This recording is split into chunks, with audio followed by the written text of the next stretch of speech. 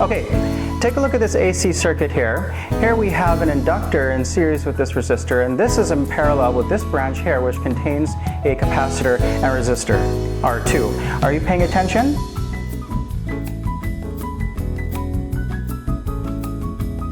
Okay. The reactance of the inductor is 3.769K angle 90 degrees plus the resistor of 1K angle 0 degrees, all right, which is in parallel with the X of C, which is 79.6 ohm minus 90 degrees plus the 330 ohm angle 0 degrees, okay. So what is the total impedance?